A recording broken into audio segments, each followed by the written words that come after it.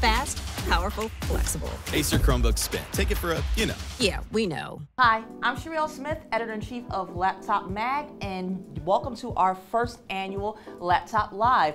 And for Laptop Live, we are going to talk about chips. No, not the Doritos, not the Doritos. I'm so sorry. Not the Lay's. We're actually talking about CPUs and GPUs, the brains and the hippocampus of our laptops, our desktops, and things that make them go.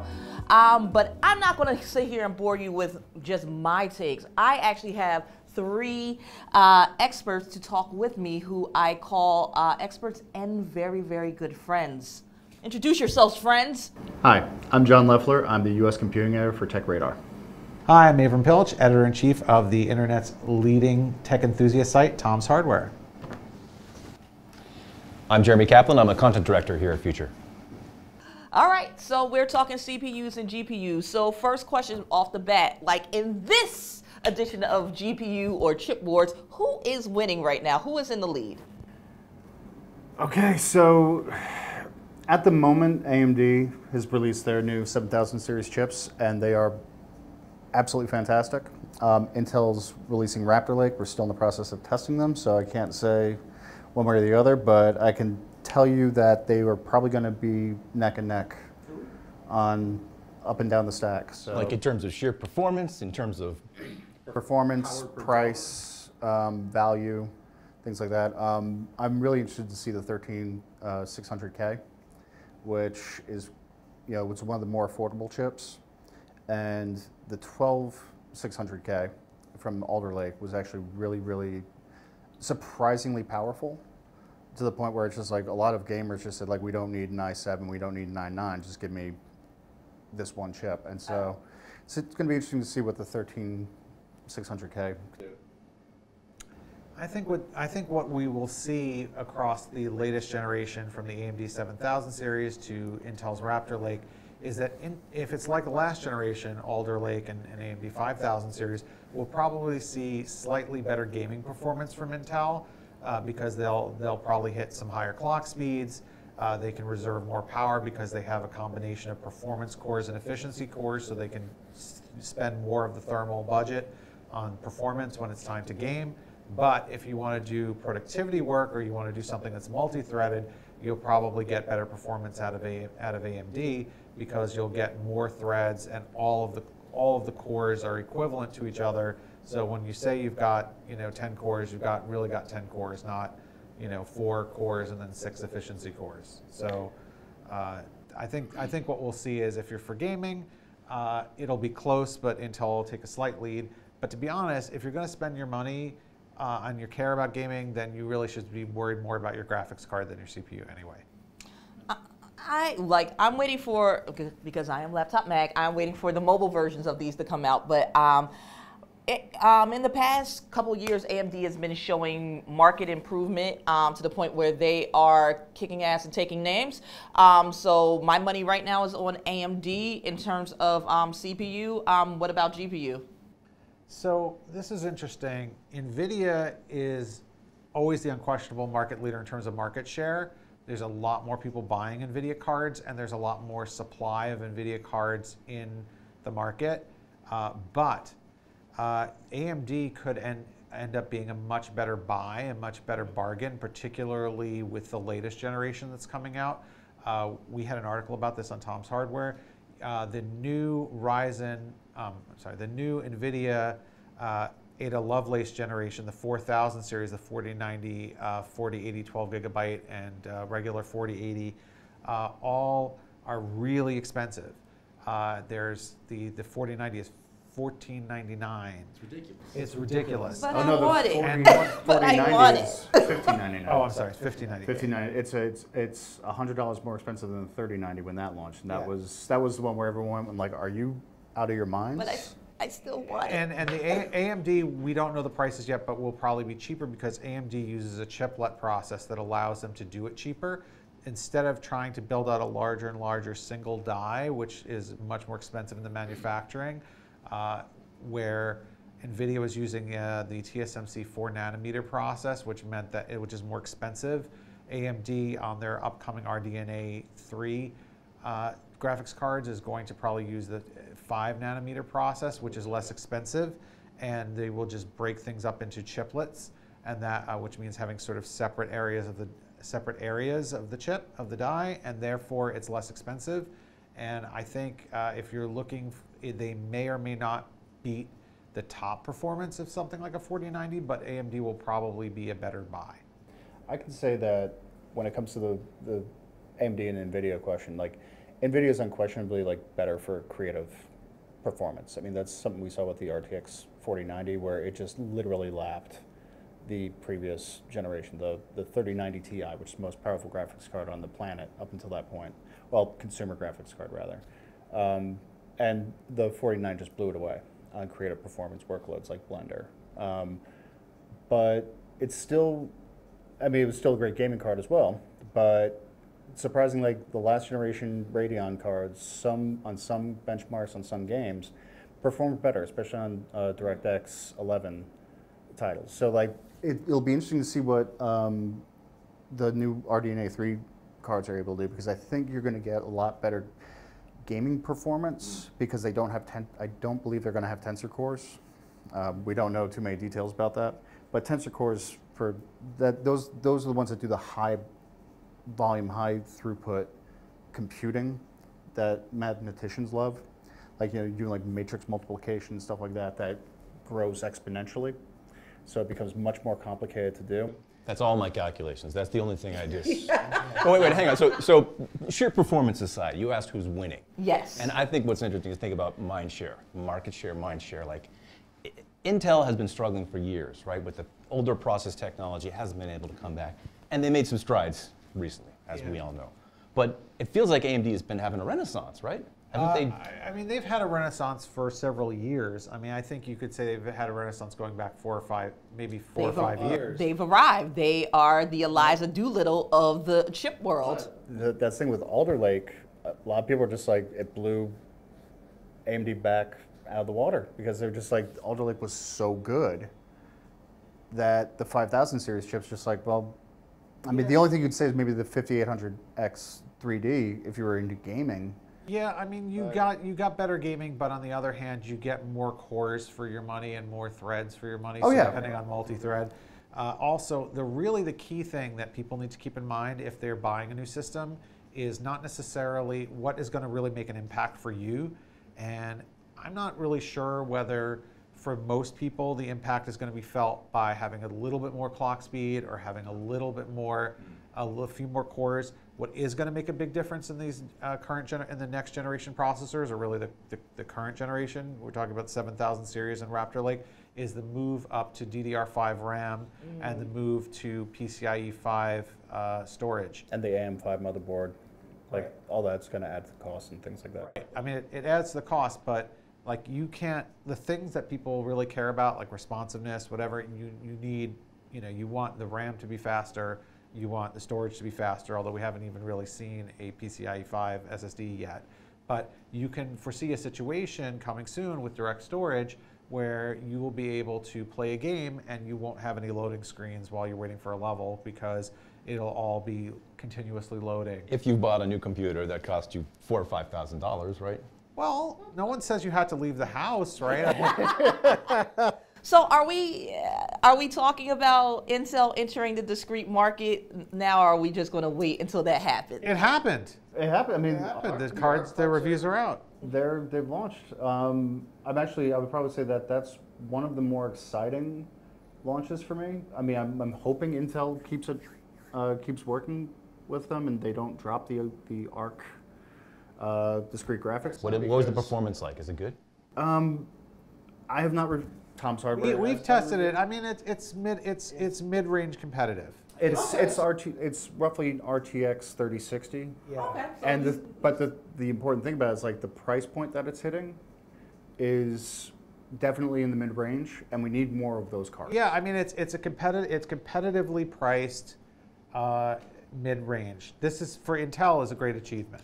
It is, because I for one am tired of hearing you can play Overwatch on it. That is not what I play. I play more demanding games, and I need more power, and I need you to stop selling. Well, you could do that on our integrated. No, you can't. Just make a discrete chip. Just put it in a. But you know what? That's actually just like you talk about like performance on that.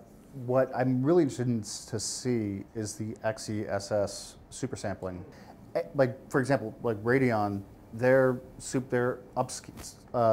resolution upscaling technology is software based.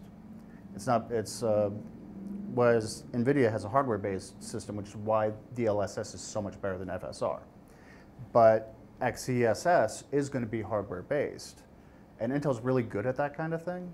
So I'm very interested to see how well that upscaling works, because that's going to make all the difference. Like it's nobody like the RTX 4090 is the first card I've tested that you can run 4K ultra settings with full ray tracing on natively in Cyberpunk 2077 That's sexy. and not have it be a slideshow.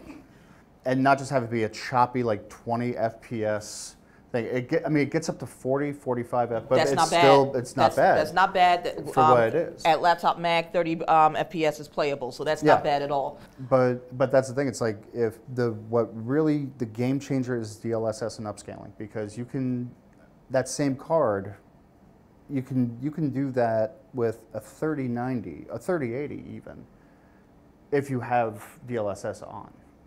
And going for performance. And you really don't see much of a difference between the two. And so if you can have really, really, really good upscaling technology on the Intel Arc cards and at lower prices, you're going to have a very competitive, very compelling gaming proposition for those. I'm excited, but it sounds like it's kind of segueing into my next question. In terms of innovation, who do you think has been the most innovative this generation, and what does innovation in chip land look like? I would say AMD. The 3D V-cache, that's genuinely new, because Intel's Alder Lake, I mean, that's just based off ARM. ARM's been doing that for 20 years, 30 years, whatever. V-cache is genuinely something different. I'm interested to see what they do with that with the RDNA 3 cards in November. Yeah, I think there's plenty of innovation to go around. Yes, I think the V-cache is good. I think obviously getting to the level of performance that you're seeing from like the 4090, where now 4K ultra settings is playable, is a big deal. But I think for the most people who don't have unlimited budget, the things that they are going to notice the most in the new CPUs is faster RAM, faster storage is going to make a huge difference for them.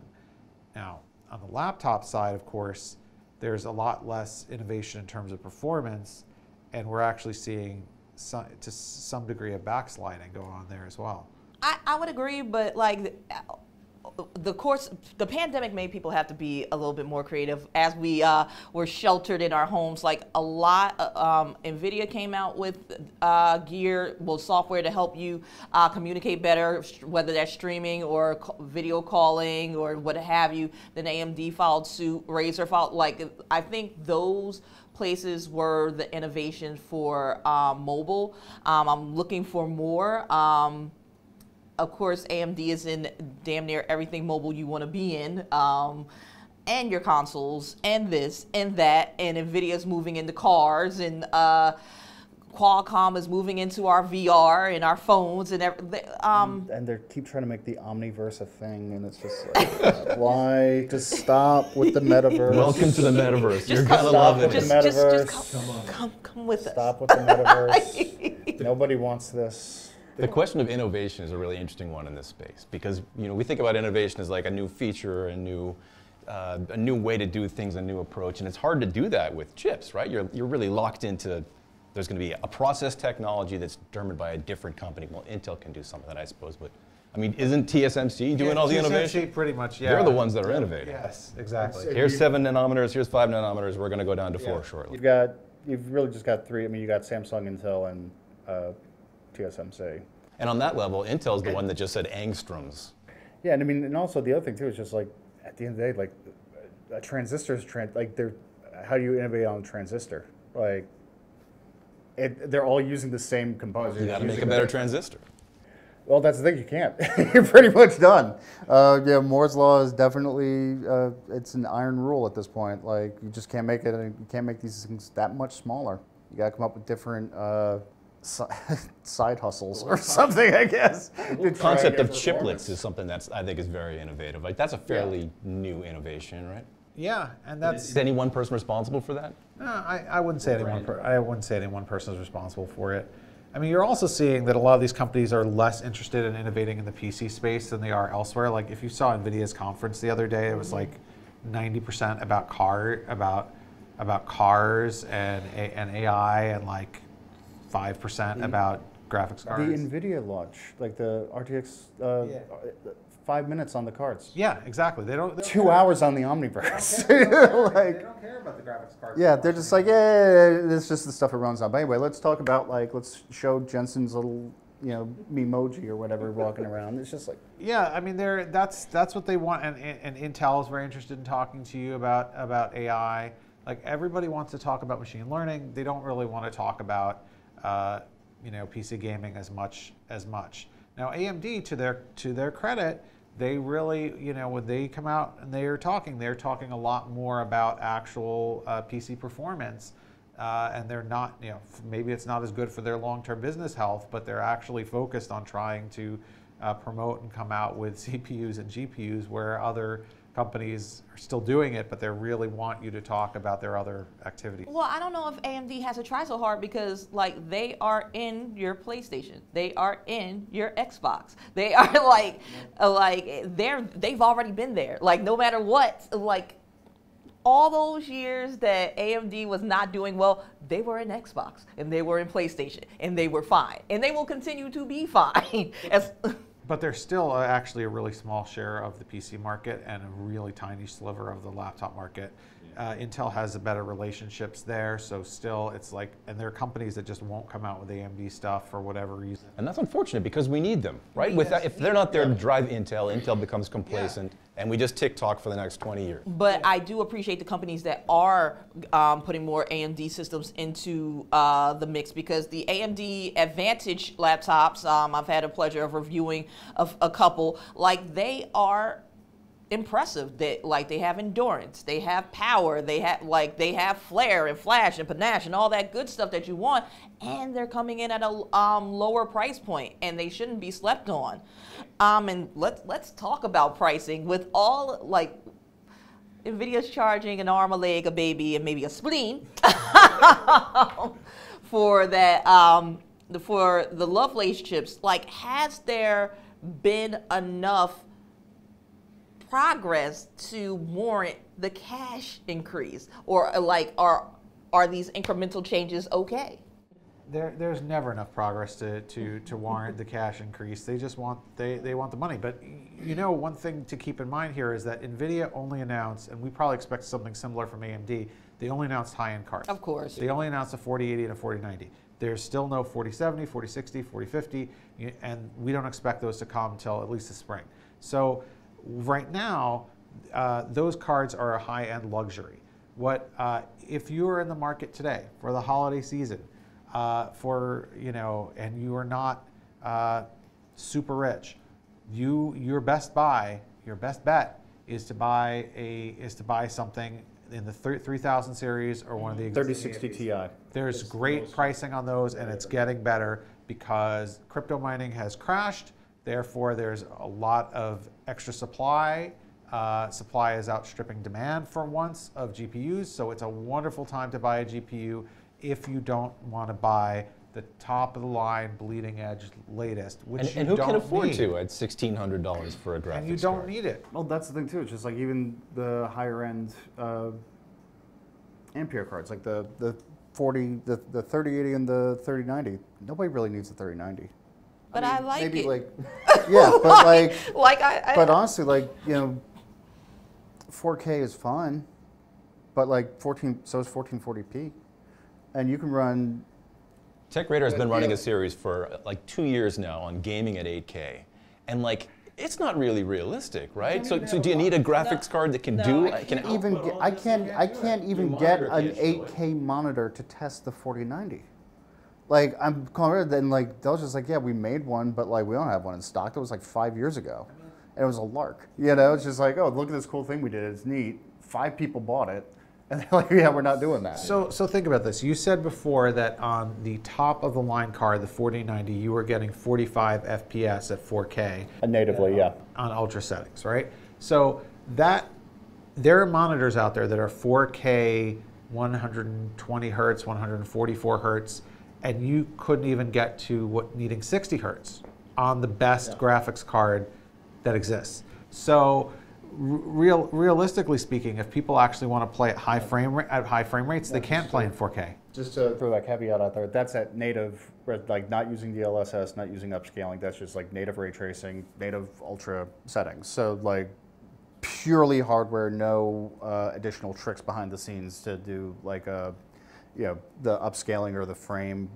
It's about the game too, though, right? Like you can't play Pac-Man at 8 million frames per second just because it's a low-quality game. Well, that's the other thing too. It's like, we were having this conversation with George over at PC Gamer about how like their game of the year is was it Trombone? A trombone here, a trombone quest, or what, like Trombone Champ or something. Yeah, like I just did a segment on that for the news. And it's just like, but the point they're making is just like it's fun, it's funny, it's like off kilter, it nails the game loop perfectly. Everything you love about trombones. They managed to gamify it in a way that's just like, I'm collecting cards about famous trombonists now. Who the f these people, like they're like, like it's a loot box, just like and all these things, and it's just it's a brilliant idea. And that's the thing about gaming too. It's just like some of the best games, like they don't need.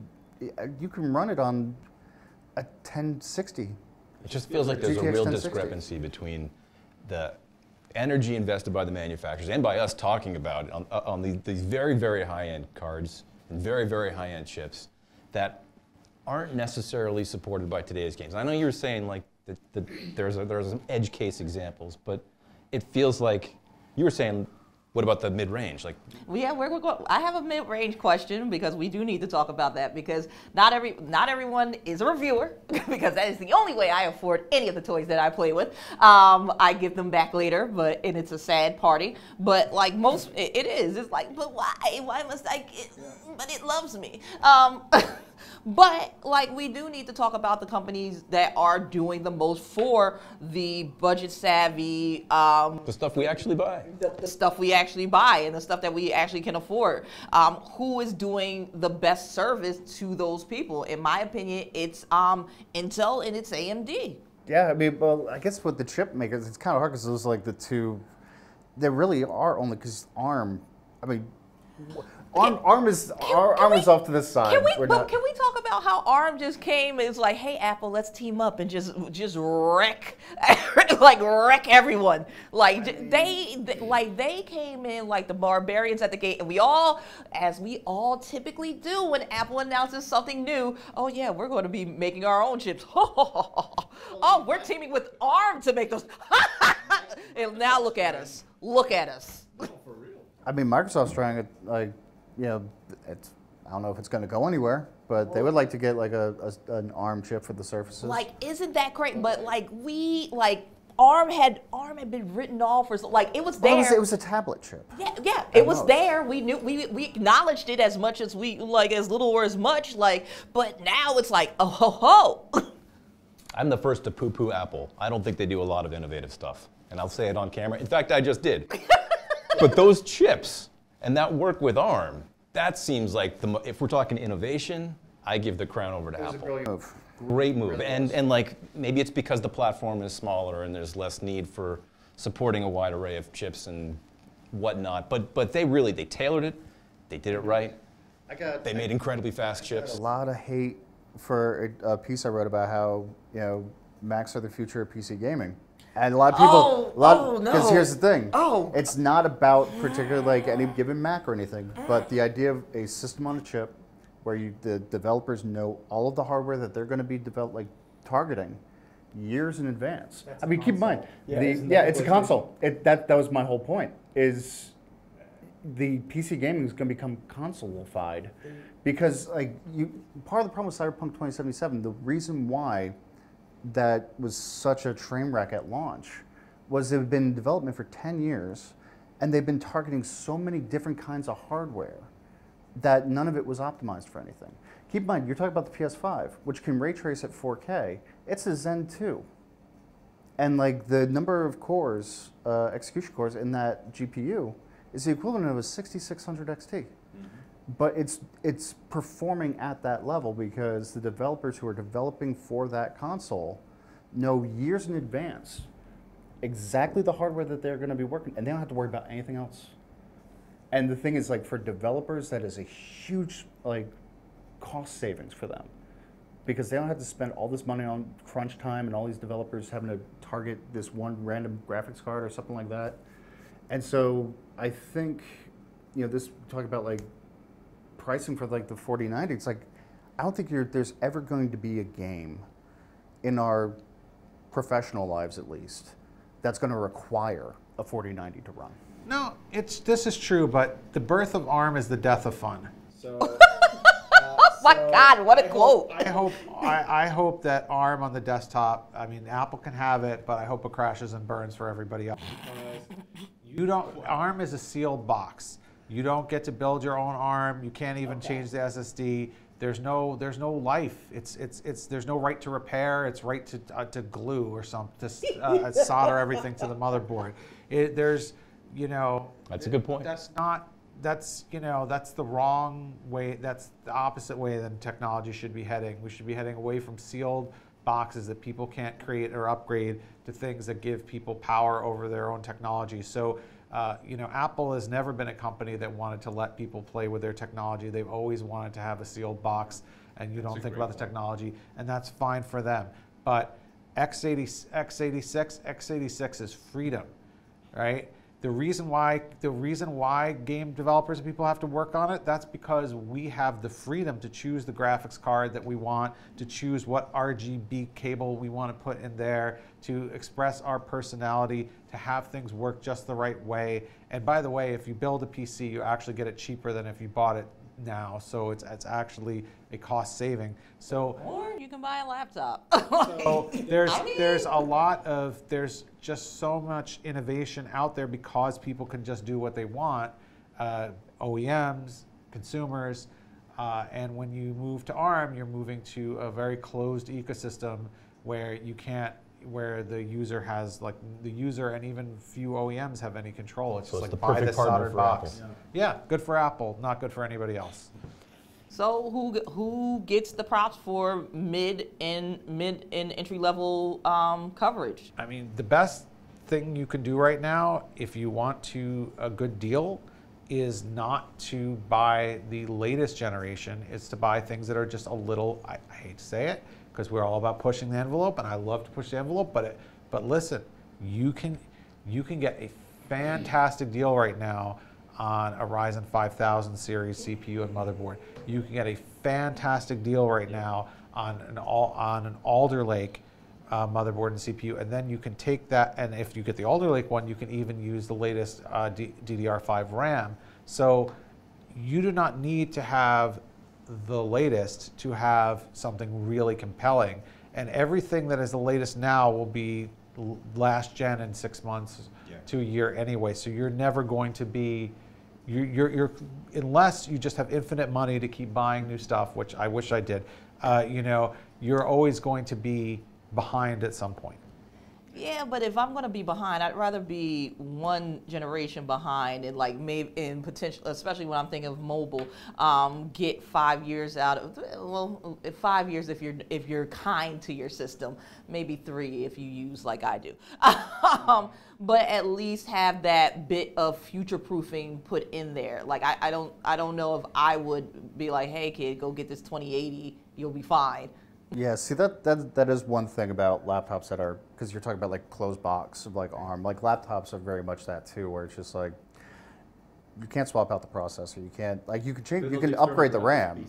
You can upgrade the RAM sometimes, and you can upgrade the SSD sometimes. But like for the most part, like everything else is. But it's an open box to manufacturers, so you get all kinds of weird innovations, people doing weird stuff with the screen. And Oh sure, but like for the customer, you buy a laptop, like you're gonna run it in the ground and buy another laptop. You're not gonna necessarily. That's a good thing about like with PCs, where it's like, okay, my graphics card is out of date, but my processor's fine. Okay, spend $200 get a new graphics card, hopefully. $200, wow. I mean the 3060. How much did 3060 come in at? I think you're gonna spend $300 to $400, but yeah. Well, no, I mean like yeah, that's the thing with the Intel Arc, where it's just like $300. You can upgrade to something that's the equivalent of 3060. Yep. Which is great. Well, I'm hoping as right to repair comes more popular and more countries are demanding that manufacturers make right to repair tech, that people like laptop OEMs will take a look at what Framework is doing. For those unfamiliar with Framework, you can literally build your own laptop. They let you choose the processor, they let you choose the GPU, the RAM, the SSD. It comes with a case, like it's pretty That's easy. crazy. I haven't heard about that. We reviewed a couple of them, and like we were pleasantly surprised. And it's a fun little, like, I built this, like the way that like when you're building a desktop, it's like you can still have that same sense of pride. Is it going to have all the bells and whistles and the water cooling and the RGB? No, but at least you can say, hey, I took my components, I chose them, I put. No one cares, Google. I date this, like literally like that. Yeah. I mean, your best bet is just to build a really small desktop and carry it around with I have a monitor on the side, just like one of those old timey like cameras with the flash. I mean, that's what Zotex and with the backpack? and Nuts. Remember, oh my God, remember how much I loved that backpack thing? Oh, I loved it so much. Is that the VR thing? Yes, I loved it so much. It was, listen, I love my God, weird and ostentatious tech. What a safety hazard. You walk into traffic, just get hit by a bus. Listen, I was with it. I reviewed all of those. Oh God, like imagine you're in the metaverse and you get hit by a bus in real life. What an awful way to die. but you'll never notice. Well, it depends. The last thing you saw was Mark Zuckerberg's weird little avatar with no legs. God, what a fate. Oh, I don't want that. No, I wouldn't wish that on my worst enemies.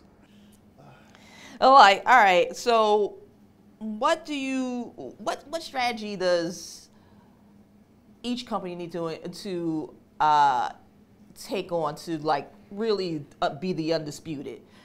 And I'm gonna throw a wrench in this question. What about Qualcomm? That's a great question, because the chips that they make for laptops especially seem to me some of the most interesting things. The concept of having your laptop constantly connected, I've tried a few of those and it's fantastic. And the fact that they can bring some of that technology in, although the power might not be. The performance is a little bit of an issue. But the features and the functionality, that's neat. You go to Qualcomm if you know that you are going to be, like, you burn the midnight oil. Like, you legitimately need a laptop that can last damn near 24 hours. That's, accept no substitutes. The most overhyped thing in tech, I think, in the last few years has been the ARM on Windows laptops. So far they've been garbage. First of all, the battery life at best is only equal to what you get from a well-made Intel or AMD system. I totally disagree with that point. Really? What were you saying? I reviewed a Lenovo back in like 2020. I reviewed a Lenovo Windows on ARM laptop. It was like I think it was the first 5G laptop on the market. When part of the problem was like it came out when the 5G rollout had just been stopped by the pandemic. So it's just like you have this always connected PC to the 5G, but there's no 5G. But yeah, it had a Snapdragon processor, and the performance was utter trash. It was garbage. You couldn't even run half the apps. I couldn't even benchmark half of it because it wouldn't run on an ARM chip. But that laptop, I think, lasted like 27 hours. Well, or something. It was something crazy like that, where it's just like, this is like, I guess it not all day battery life like workday, but like full revolution of the Earth itself battery life. And I've never seen that in an Intel or an AMD. So we recently reviewed the Lenovo Thinkpad X13S, which is the first ThinkPad with a Snapdragon processor. I think it got something like 15 to 16 hours of battery life, right? We reviewed the ThinkPad Z13 with an AMD Ryzen processor. It got about 14 hours of battery life. So battery life is about the same. And the 5G, a lot of systems come with a 5G modem. So they're really, it's like, oh wow, great, so exciting. You can also just get a 5G modem in a lot of laptops as a $150 option, and then you don't need to have a Qualcomm CPU to have a 5G modem. But I will say, I think that for enterprise customers, those Qualcomm chips are going to be big. Because I think like you're going to have fleet devices where it's just like, because I mean, a lot of these companies already know Qualcomm. They have some like, you know, IT relationships with them in a way that they may not with AMD. So it's like they're good. There's a level of like, just like it may not be correct, but there's a perception that this is more of a business oriented. I can't wait for the support calls. Oh, actually, it won't be my support call, so I don't care. But like, think about it. You've got like a long history of Windows 32-bit, 64-bit, companies using software that are 32-bit and 64-bit, and then you've got, you know, a few native ARM apps, and then you've got like compatibility through emulation of 64-bit apps with Windows on ARM, which is a can of worms. Companies are very conservative about these things. They hate support calls. They're not any cheaper. The thing about the ARM laptops is that they're arrogant with their pricing. They give you less performance and charge you the same or more. So like, I don't see, you know, it's a cute idea, but like it's a cute idea, and I love the idea of competition. But if ARM were to actually, It's $1 billion cute idea. Like they've invested a lot of money in that. in Windows on ARM laptops, there aren't that many Windows on ARM laptops. I mean, how many are there on the market right now? Half a dozen. I mean, only one that's business. I'll say this, like as far as like Qualcomm goes, like these chips best reserved for like Chromebooks. Yeah. And I know Sherri's just bristling at the mention of that word. But yeah, I mean, I do think that there is a place for that kind of thing, because I think that, yeah, like a Snapdragon processor is perfect for a Chromebook. I would tell, like, Sure, if they charge the same price as a regular Intel Chromebook, that's fine. A lot of these things have been marked up to a higher price as if they're doing you some kind of favor by giving you less performance. I'll talk about innovation number though. one, Chromebooks shouldn't be over $500. Right. Like, but yet The still, HP Elite Dragonfly Chromebook, I really did like that Chromebook. Listen, I love the Elite Dragonfly line. It's a sexy line, no matter what you like. It's sexy no matter what. I don't want it as a Chromebook. I do not want it as a Chromebook. Give me my Intel, give me my AMD. Do not want it as a Chromebook. I will not eat it in a fork. I will not. No. Like, I don't want it. I mean, I understand. I personally like. But I feel that you're saying that because of the line of laptops. I mean, it's like you're driving a Maserati to go to Key Food to pick up groceries. I will do that. I will happily do that, though. And I will look. I will happily play with the HP Elite Dragonfly Chromebook, but it's just like it is so powerful for an OS that can run on like a potato with wires sticking out of it. Like, there is no point of a 4K laptop of Chromebook. Why? What editing are you doing on it? Yeah. But like, you're only watching TV or movies or what have you. It's a waste, and it hurts my feelings. You know, look, Chromebooks are okay for kids if you're like worried about them installing software. It's easy to block them or whatever. But if you're spending your own money on something, I wouldn't spend money on something that like breaks my hand and prevents me from installing the software I want. Well, I mean, I think that they're good. They're perfect fleet devices. For honestly. what? For what fleets? Honestly, like We're journalists. We write all day long. Yes, I but can't. We do it in Chrome. Yeah, we in the CMS. We use G Suite, but we would not be able to access our CMS via Chrome, not Chrome OS. Yeah. Like how would we? I've done it. I do it. You could do it with just the browser. And the thing is, like, you wouldn't have these issues where it's just like I get an email like I need to reset a password, and IT's jumping down my neck, being like, oh, somebody's trying to phish you. I'm like, no, I'm trying to reset my password. Can you please just release this email from email jail? I think that's a different problem, but yeah. But yeah, like Chromebooks, like they don't have nearly as many problems with it when it comes to that type of thing. So I think that from a security perspective, again, like all of these things, like getting back to like the chips thing, is like Qualcomm, that's perfect for that kind of thing. That's all I'm saying. Does it belong in Windows on ARM? It would be nice if Windows on ARM was good, but yeah, it's like Windows on ARM. It'd be a nice idea. What else can you say? Like it's a nice idea. If I will start taking Windows on ARM seriously when Microsoft starts taking it seriously. Yes. And that would mean making it a lot easier and just to install on a variety of ARM devices, not just the handful of Chromebooks the handful of ARM books or whatever. Like I should be able to. You can do this now through kind of hacking, but I should be able to install easily on a Raspberry Pi that runs an ARM chip. Like I should be able to install it on a bunch of things. And then, that would be a step forward for Windows because you'd be able to run it in more places. Ooh, that was spicy. All right, one last question, and then we're going to wrap it up. Who do you have taking top spot for 2023? Because we're at the end of the year. Like Meteor Lake is coming. Like we know certain things are coming down the pipe. Honestly, I'm gonna say AMD. I'll put money down on that because AMD's working with different technology than Intel's just working with, ARM, big little.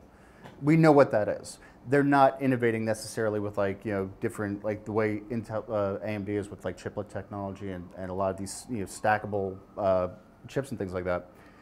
I mean, it's high risk, high reward for AMD.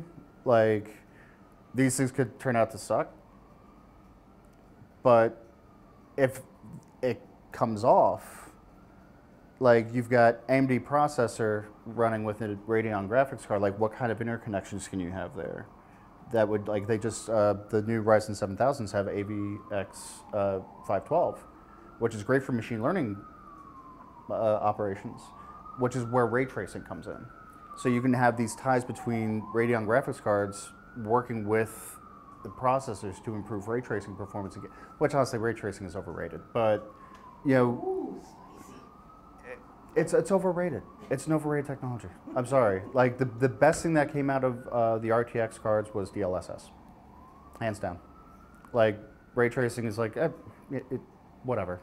Don't tell that to my 10-year-old. He just wants to play Minecraft ray trace. That's all he ever wants to do. You know what? I'm curious about that. Like, how does that make a game that is already just made of blocky pixels look better? Oh, it looks like it's, instead of being 8-bit, it looks like maybe it's 10-bit now. Each block is perfectly rendered. It does look a lot better. You see shadow, like things that are metal, like gold or whatever, look really gold. You should have a fire on a torch or whatever. All right. Look, all I know is like I've been staring at synthetic benchmarks and gaming benchmarks and all this stuff, and the difference between non-ray traced graphics and ray traced graphics at 4K, there's a difference there, but like honestly not enough to really warrant all the hype. Well, you're looking at things through the matrix though, outside of the matrix. But I stand with you though. I think AMD is the company to be watching right now. I think the innovation coming out of that company is really intriguing. And I said this before and I'll say it again. I think the industry needs AMD to keep pushing the envelope. Yeah. They're the ones that keep driving. Intel is a huge company and does some great stuff, and they have some interesting plans for fabrication and new technologies in the future. But if AMD weren't around doing what they do, coming up with some top of the line, pushing the edge of the envelope in terms of GPU performance, if they weren't around, we'd be struggling. This really shows the value of leadership, right? Because AMD really started to turn it around when Lisa Su took over as CEO. The good doctor. And Intel was really flailing, and now they're doing a little bit better because they brought on someone who's an actual engineer in Pat Gelsinger to be CEO. I guess when you have someone who's just a corporate figurehead like Brian Krzanich or something, then you don't achieve. You need someone who actually knows what they're doing. So.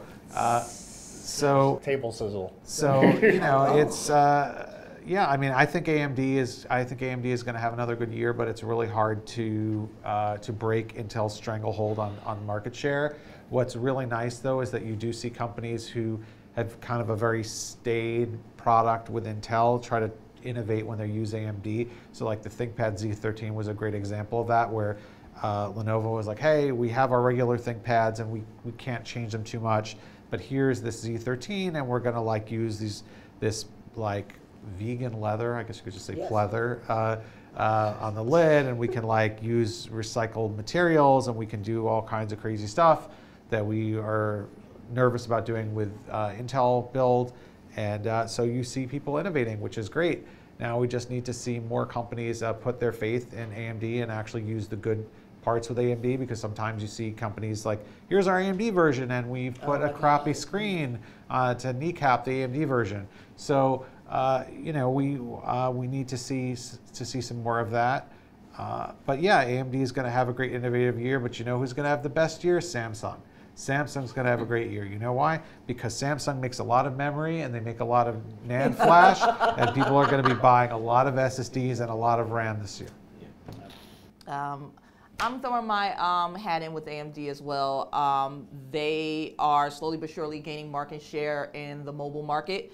I'm seeing more AMD-only laptops. It can only be good for competition, so I'm all with that. I love the innovation that they're doing. And on the mobile, I am going to throw my hat in with Qualcomm. Interesting. They're in a lot of our smartphones, and they are in quite a bit of our VR technology, and that is why I think Qualcomm is going to have a hell of a 2023 coming up. And yeah, I just don't sleep on them, and don't sleep on the 24-hour laptop. God bless Qualcomm, and keep them in your headset, in your phone, and out of my PC. Well, that wraps up this editor's showcase. Again, I am Sherri L. Smith, editor-in-chief of Laptop Mag, and you are at our first annual Laptop Live.